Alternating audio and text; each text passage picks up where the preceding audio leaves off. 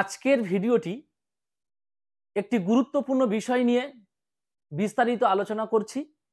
বিষয়টি হলো, যে সমস্ত ছাত্রছাত্রী উচ্চ মাধ্যমিক বা হাই সেকেন্ডারি পরীক্ষা দেওয়ার পরে যারা কলেজে ভর্তি হওয়ার জন্য অ্যাডমিশন নিয়েছিলে ওয়েস্ট বেঙ্গল সেন্ট্রাল অ্যাডমিশন পোর্টালের মাধ্যমে, তোমাদের এই অ্যাডমিশন নেওয়ার পরে তোমাদের 12/7/2024 তারিখে মেরিট লিস্ট প্রকাশিত হয়েছে।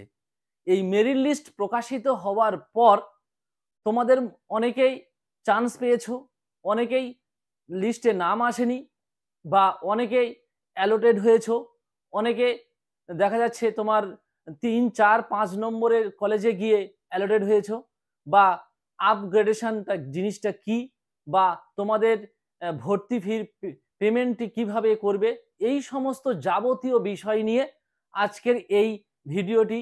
তো এই ভিডিওটি দেখবে তোমরা প্রত্যেকে, কিন্তু পরিষ্কার তোমরা বুঝতে পারবে।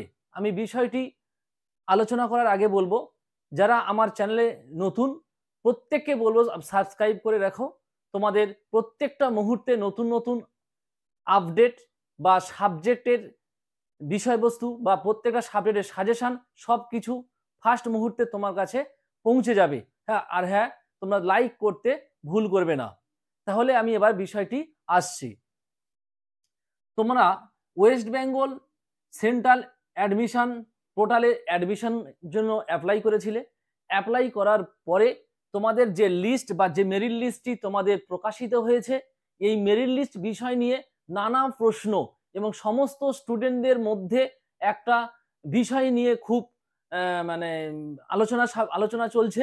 বিষয়টি হলো এই যে অনেকের হচ্ছে অ্যালোটেড লেখা এসেছে, অনেকের কোনো অ্যালোটেড লেখা আসেনি, বা 5টা কলেজে অ্যাডমিশন করেছিল, হয়তো 4 নম্বর কলেজে অ্যালোটেড এসছে বা ফার্স্ট কলেজে অ্যালোটেড এসছে। তাহলে কি পদ্ধতিতে আমি ভর্তি হব, বা আমি পরে কি আবার চান্স পাবো, এই সমস্ত বিষয় আমি বোর্ডে নিখুঁতভাবে বুঝিয়ে আমি বলে দিচ্ছি।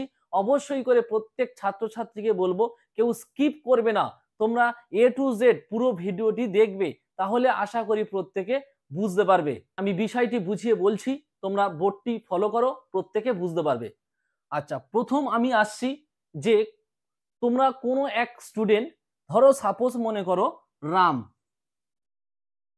রাম একটি স্টুডেন্ট। এই রাম স্টুডেন্টটি 5টি কলেজে অ্যাপ্লাই করেছে। প্রত্যেকটা কলেজে ভর্তি হওয়ার জন্য অ্যাডমিশন হয়েছে, অ্যাডমিশনের জন্য অ্যাপ্লাই করেছিল। এখন মেরিট লিস্ট বের হওয়ার পরে রাম দেখতে পাচ্ছে যে আমার প্রথম যে কলেজ চয়েস ছিল, প্রথম যে কলেজ, সেই কলেজে আমার নাম চলে এসছে, মানে অ্যালোটেড হয়ে গেছে। তাহলে রাম কি করলো, যে 5টি কলেজের জন্য অ্যাপ্লাই করেছিল, প্রথম কলেজের চয়েস ছিল তার প্রথম পছন্দ, সেকেন্ড ছিল তার সেকেন্ড পছন্দ, থার্ড ছিল তার থার্ড পছন্দ। এইভাবে সে ধরো 5টা হোক বা 10টা হোক বা 15টা হোক, তোমাদের মোট 25টি কলেজের জন্য অ্যাপ্লাই করার জন্য অপশন দিয়েছিল। তোমরা যে কোনো প্রত্যেকটা স্টুডেন্ট, কেউ 5টা কেউ 10টা, যার যা ভালো লেগেছে সে সেই কলেজ কটি অ্যাপ্লাই বা অ্যাপ্লিকেশন করেছিলে। এখন এই রাম যে স্টুডেন্ট, এর ধরো 5টা কলেজে অ্যাপ্লাই করেছিল, 5টা কলেজে অ্যাপ্লাই করার পরে ওর প্রথম 1 নম্বর যে কলেজ অ্যাপ্লাই করেছিল, সেই কলেজে যে সাবজেক্টের জন্য অ্যাপ্লাই করেছিল, সে অনার্স হোক বা পাস হোক, সে সেই সাবজেক্টের প্রথম কলেজে অ্যালোটেড হয়ে গেছে। তাহলে কি বললাম, প্রথম কলেজে অ্যালোটেড তার এসে গেছে। তার মানে ওই রাম যে স্টুডেন্ট, ও আর এই 2, 3, 4, 5, 6, 7, 8, 9 আর নিচের যে কলেজগুলো আছে, আর কোনো কলেজে সে ভর্তি হতে পারবে না। ভালো করে নিয়মটি একটু পরিষ্কার করে শুনে নাও। রাম যে স্টুডেন্ট 5টি কলেজের জন্য অ্যাপ্লাই করেছিল, ও নম্বর খুব ভালো থাকার জন্য, বা 400 আপ বা স্টার বা 450 কাছাকাছি নম্বর থাকার জন্য, ওর যে কলেজ যে সাবজেক্টের জন্য অনার্সের জন্য ফার্স্ট যে লিস্ট কলেজের জন্য অ্যাপ্লাই করেছিল, সেই কলেজে অ্যালোটেড হয়ে গেছে। তার মানে এই কলেজ 1 নম্বর কলেজটিতে এই যে 1 নম্বর কলেজ, এই 1 নম্বর কলেজটিতে অ্যালোটেড হয়ে গেছে, তার মানে ওকে ওই কলেজেই ভর্তি হতে হবে, সেকেন্ড আর কোনো কলেজ অপশন পাবে না। তাকে ওই 1 নম্বর কলেজ যে চুজ হয়েছিল ওই কলেজেই তাকে ভর্তি হতে হবে, কারণ ওই কলেজে অ্যালোটেড এসেছে। এ আর কোনো 2, 3, 4, 5 কোনো কলেজে আর অপশন পাবে না, তাকে ওই কলেজেই ভর্তি হতে হবে। এটাই হচ্ছে যারা ফার্স্ট কলেজের ফার্স্ট সাবজেক্টের পছন্দ অনুযায়ী 1 নম্বর কলেজে অ্যালোটেড হয়ে যাবে, তার ওই কলেজেই ভর্তি হতে হবে, আর কোনো অপশন বা কোনো রাস্তা নেই। এটা গেল ফার্স্ট লিস্টে যারা প্রথম কলেজে চান্স পাবে। এবার সাপোজ মনে করো যে রহিম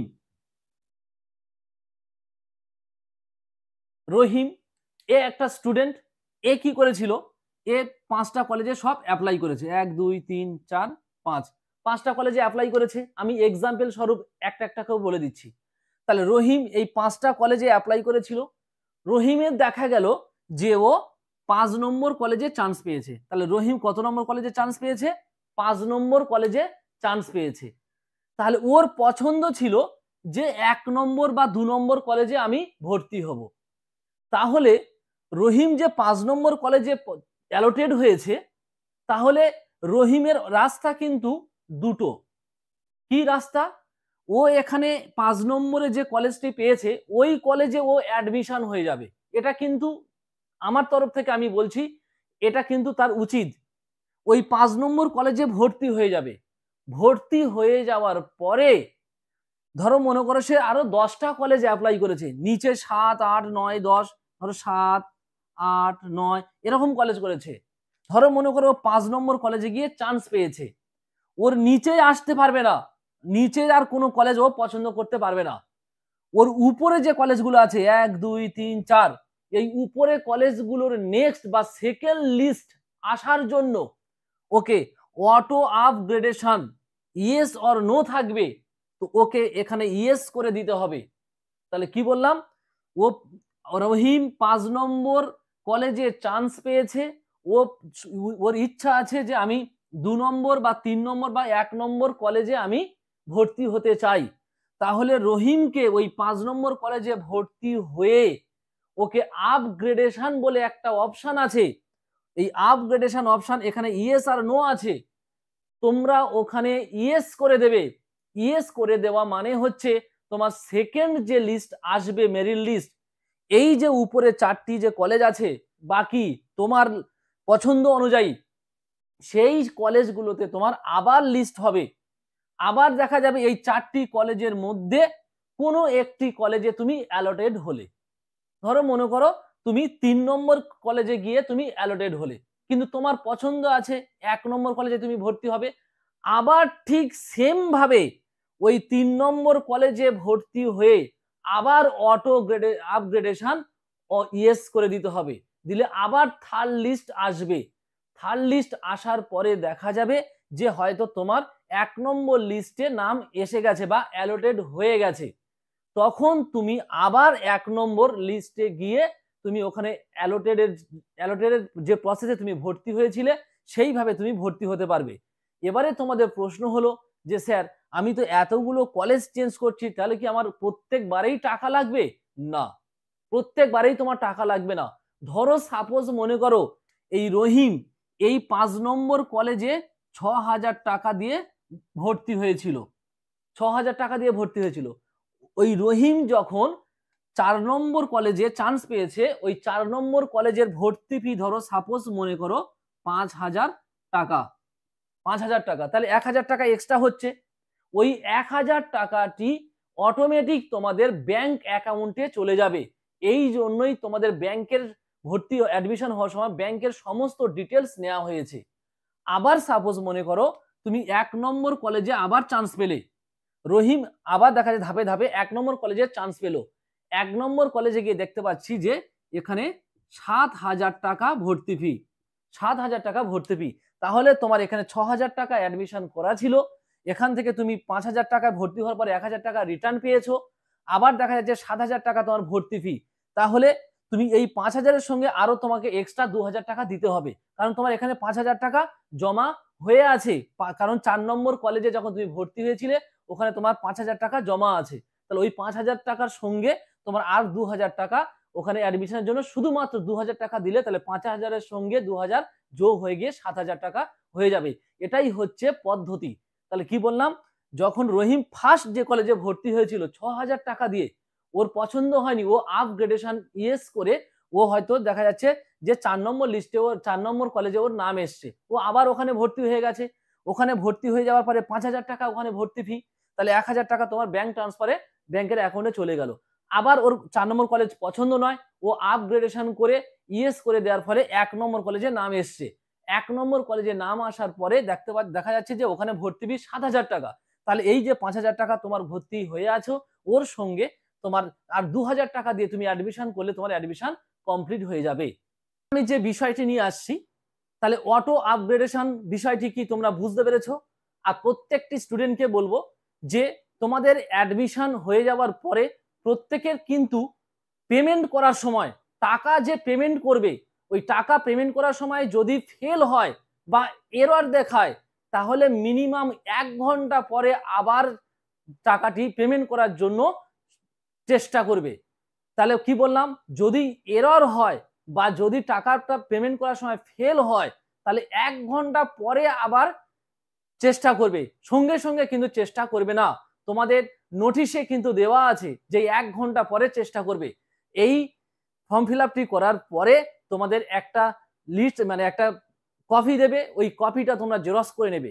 জেরক্স করে নেওয়ার পরে যখন কলেজ থেকে তোমাদের নোটিশ দেওয়া হবে যে যে কলেজে ভর্তি হয়েছো সেই কলেজ থেকে তোমার মেসেজ যাবে যে ডকুমেন্টস ভেরিফিকেশনের জন্য, তাহলে তোমাকে সশরীরে ওই ডকুমেন্টসটি নিয়ে তোমার নিজে যে ক্যান্ডিডেট থাকবে তাকে নিজে গিয়ে ভেরিফিকেশন করতে হবে। ওই ভেরিফিকেশন হওয়া মানেই তোমার ওই কলেজে ফাইনালি অ্যাডমিশন তোমার কমপ্লিট হয়ে গেল, আর তুমি অন্য কলেজে ভর্তি হতে পারবে না। আর পে স্লিপ পেমেন্ট করার সময় কিন্তু অনেকের সমস্যা হচ্ছে, এরর দেখাচ্ছে বা ফেল দেখাচ্ছে, কিন্তু তোমরা এমন একটা টাইমে যাবে বা যাতে ফেল না হয়, একবারেই যেন হয়ে যায়, এটাই চেষ্টা করবে। আশা করব তোমরা প্রত্যেকে বিষয়গুলো বুঝতে পেরেছো। আর আরেকটা যে বিষয় বলার, যে সমস্ত ছাত্রছাত্রী তোমরা পাশে ফর্ম ফিল আপ করেছিলে প্লাস অনার্সে ফর্ম ফিল আপ করেছিলে, তোমাদের পাশে নাম এসেছে, এখন দেখা যাচ্ছে হয়তো অনার্সে তোমাদের নাম আসেনি বা অ্যালোটেড হওনি, ঠিক আছে, তোমরা এখন অলরেডি পাশে ভর্তি হয়ে থাকো। আবার যখন তোমাদের কলেজগুলোতে অ্যালোটেড হবে তখন তোমরা ওই কলেজগুলোতে তোমরা ভর্তি হতে পারবে অনার্সের জন্য। এবারে তোমাদের আমার প্রশ্ন হলো এটাই যে তোমাদের সেন্ট্রালাইজ পোর্টাল বিভিন্ন, দেখা যাচ্ছে একটা ভালো স্টুডেন্ট সে হয়তো 5টা কলেজে ভর্তির জন্য অ্যাডমিশন করেছিল, তাহলে দেখা যাচ্ছে যে তার বাড়ি কাছাকাছি কোনো একটা কলেজ আছে, সে দূরের কোনো একটা কলেজে 1 নম্বর লিস্টে চান্স পেয়ে গেছে, তাহলে তাকে কিন্তু সে দূরের কলেজে গিয়ে ভর্তি হতে হবে। এই জন্য বলছি যে তোমাদের চিন্তা করার বা টেনশন করার কিছু নেই, প্রত্যেকের ধাপে ধাপে নাম এসে যাবে। এবং মুভ আপ বলে একটা সিস্টেম আছে, যে সিস্টেম তোমাদের সমস্ত ভর্তি হয়ে যাওয়ার পরে আর একবার চান্স দেওয়া হবে, আবার ফর্ম ফিল আপ করে আবার ঠিক এই সেম প্রসেসে আবার লিস্ট আপ হবে। তখন কিন্তু আবার অনেকে তোমরা ভর্তি বা অনার্সের যে সুবিধা মতো ভর্তি হওয়ার জন্য আবার অ্যাপ্লিকেশন তোমরা করতে পারবে। আরো নতুন নতুন আপডেট বা সিস্টেম আসলে অবশ্যই আমি তুলে ধরবো আমার ভিডিওর মাধ্যমে।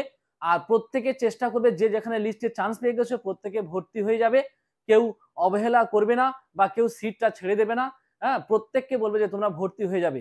আর যারা 3 বা 4 নম্বর লিস্টে তোমরা ভর্তি হয়েছো, 4 নম্বর লিস্টে কলেজে চান্স পেয়েছো, 1, 2, 3 না পেয়ে 4 নম্বরে পেয়েছো, তোমরা অটো আপগ্রেডেড করে দেবে, আপগ্রেডেশন করে দেবে, দেওয়ার পরে বাকি কলেজগুলোতেও নাম এসে যাবে, কোনো সমস্যা নেই। ধাপে ধাপে তোমাদের প্রত্যেকটা নিয়ম নোটিশ জারি হলে অবশ্যই আমি তোমাদের কাছে তুলে ধরবো বা তোমাদের কাছে পৌঁছে দেবো। আর অবশ্যই করে আমার চ্যানেলটি তোমরা সাবস্ক্রাইব করে রাখবে। আর যদি এই বিষয় সময় কোনো কিছু জানার থাকে তাহলে অবশ্যই কমেন্টস বক্সে তোমরা কমেন্টস করবে।